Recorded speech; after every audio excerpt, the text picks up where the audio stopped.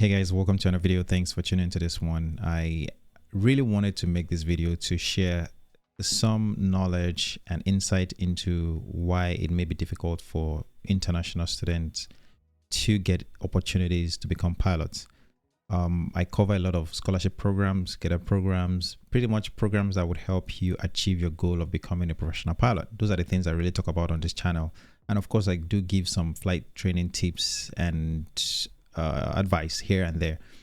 But the majority of the people that have actually subscribed to this channel are usually people from parts of the world in which the opportunities are limited for them to become pilots. And that is quite sad. That is the truth about it. I grew up in Nigeria myself, so I know firsthand how difficult it is to become a pilot from countries like that in Africa, in some parts of Asia, and other parts of the world that opportunities are limited in those areas. So if you're new here, welcome. If you're a return subscriber, thanks for tuning again. The point of this video is really to just share some light into why it may be difficult and what you can do about it. So this is an example of some of the messages or comments that I get, and this one reads: I recently completed my A-levels from Nepal this year. There's no flight school in Nepal to do CPL and no opportunities for pilots in comparison to other parts of the world. So I'm looking forward to you guiding me to complete my CPL in the USA and have a career there.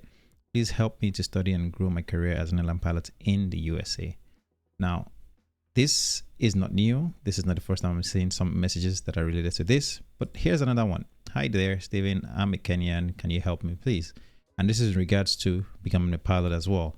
And I also have another one here. I'm an Indian citizen. I'm turning 18 in November, but I don't have a passport yet and don't know how to deal with the GCSE certificate, as I have done my SSC, which I believe that's secondary school certificate, from CBSE, and the requirement to live in and work in the UK unrestricted and unsponsored. Any help would be appreciated. And I'm going to cover this as well. And this is the last one that I have here, just to name a few of some of these questions. Could you make a video on how Indians can become a pilot, where there is scholarship, GetUp programs, sponsored programs the Indians can get? Now, here's a list of the things that you can do. And I think I've covered this in the past, which I'm going to just shrink this a little bit down. All right. In order to get sponsored nationally, that means within your country, okay, here are the things you can do. You can do family support. In this case, maybe your parents, family members, uncles, aunties that have the ability to sponsor you.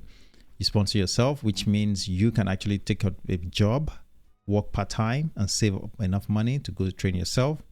The next one is to look for government programs that will sponsor you.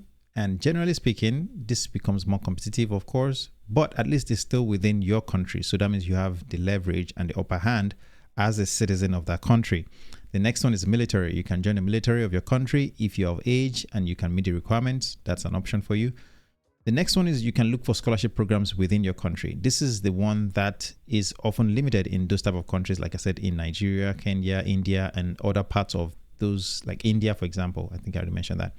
Of countries where these scholarship programs are just limited. You don't have a lot of them. The next level to that will be to look for professional aviation organizations that are in your country. Majority of the things I've just mentioned are things that you all have considered in the past. I'm sure if you had the funds or you have the means to fund your training, I'm sure you wouldn't be asking those questions in my video as well. And that is the truth about it. When it comes to getting sponsored internationally, you'd realize that the options are quite few. I mean, right here, I only have one, but I also know that, there are occasions in which maybe some schools or organizations would sponsor certain group of people from specific countries, but those are they're far and in between, like very few and in between organizations who do that.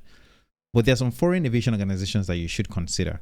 Now, I'm not going to tell you that these are easy programs to get into. They're quite difficult, but I'm just going to list a few of them, okay? Starting with, let's see, this one. All right, this one is the Airline Pilots Association Scholarship Program. Now, understand that in as much as you can apply for this, your chance of getting them can be very slim. I'm going to be honest about that. The second one I can add to the list is EAA, and they offer some flight training scholarships as well. However, the chances of getting into this is actually slim. And there's a reason why I'm trying to show all of this to you. This is their application page where you can apply and how much you can, a minimum of $5,000 can be awarded, through these scholarship programs that you can get here. And, like I said, it's closed right now, but these are ones that you can apply for.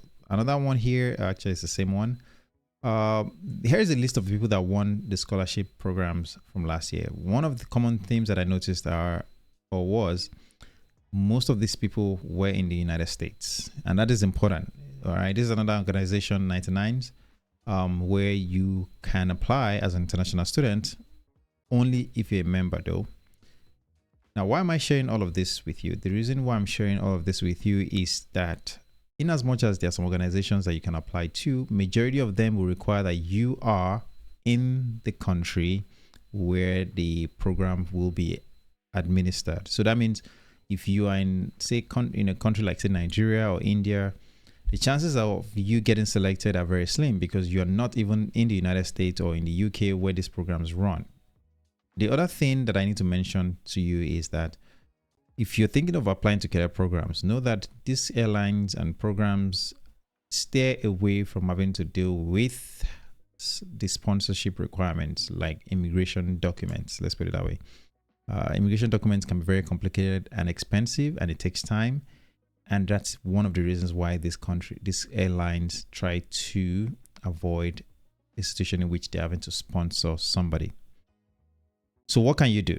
Here's something you can do. Honestly, find opportunities outside of your environment. And that means if that means that you have to leave the country, that's what I had to do. And that is the truth about it. Okay, a lot of people would have to do that in order to find better opportunities. Now, it's always good to consider going back to your country and developing your country. And those are things that I have aspirations to do myself.